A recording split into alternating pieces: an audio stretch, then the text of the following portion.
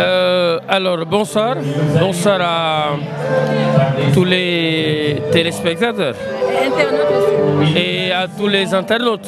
Ça fait plaisir et c'est un honneur, c'est un privilège que de pouvoir parler au nom de la paroisse dans son entièreté, mais surtout également au nom du CFM en tant qu'organisme qui préside tout ce qui est fête et manifestation au niveau de la paroisse Sainte-Agnès. Cette activité que nous sommes en train de dérouler actuellement rentre dans le cadre de toutes ces activités-là que nous cherchons à mettre en branle dans le sens d'aller vers une bonne organisation bien réussie de la fête patronale qui arrive dans un mois et quelques jours.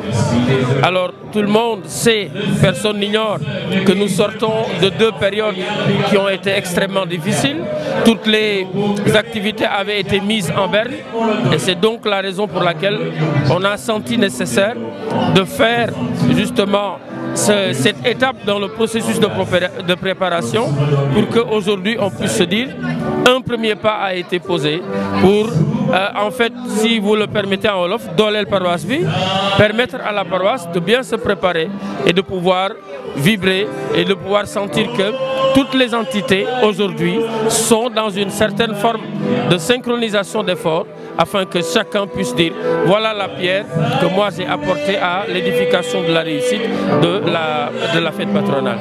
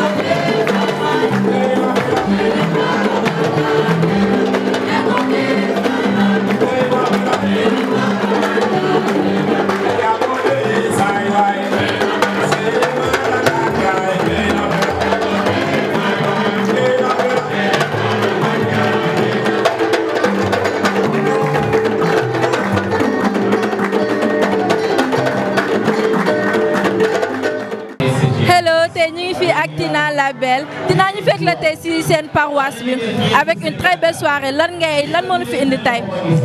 waaw ñu ngi nuyu ñëpp Sénégal ñëpp ñu ngi leen di nuyu ku ci nekk ci sa tur ak sa sant te di leen wax te dañoo kontaan dalal leen tey fii ci suñu paroisse parce que nit ku nekk sa gox nga am te boo xewlee da nga war a mën a def ba mu baax ku ñëw kontaan du noonu léegi dañu amoon benn manifestation boo xam ne moom lañ préparé parce que dañu nekk en route vers la fête patronale de l'église donc looloo taxoon tey ñu ne dañ def suñu kéemtalaay kantan ñun ndaw te jeunesse c'est la force ku ne église rek war na xam ni war nañ mën a am ay management ak ay stratégie yoo xamante ne di nga def le tout ba accueil bi neex ba ambiance am bu ko defee li ngay séntu incha allah yàlla mën la koo yombalal. En effet dañoo gis y a tellement de jeunes yoo xam dañoo ñëw pour cette soirée bi en espérant aussi y a des leçons à donner aussi si cette soirée bi n'est-ce pas.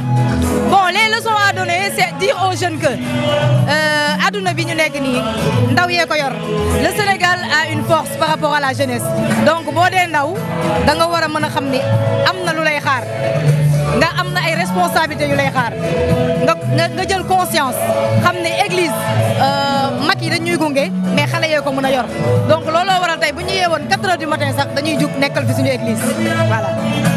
J'espère bien que année prochaine aussi dina am Fall & Co aussi dina nekk à votre côté. non dañuy yokk cere dolli ñeex te bu boobaa yéenay ñëwaat kon ñu def noonu. Merci ma chère. Merci à toi ma belle. Allez, merci beaucoup.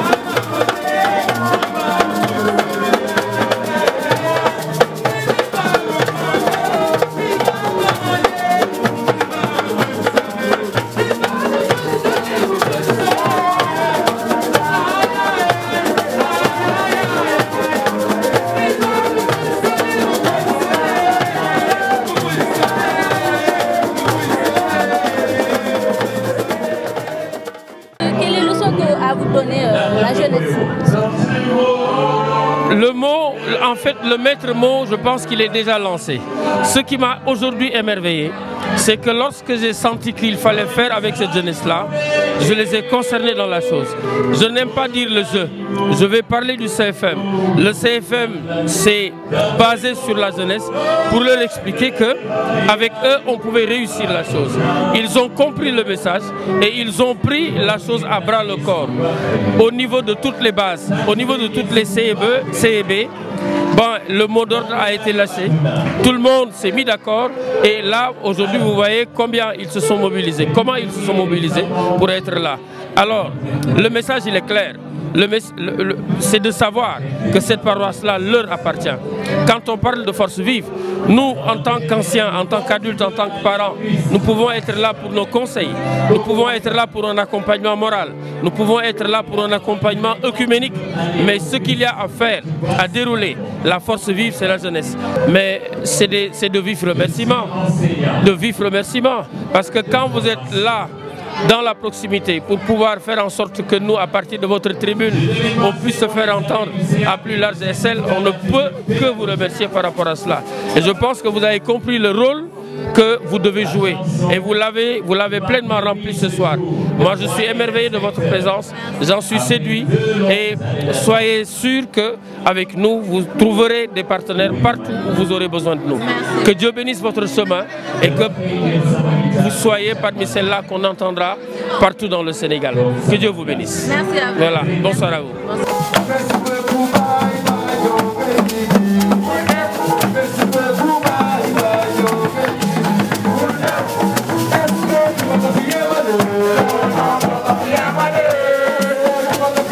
Yeah.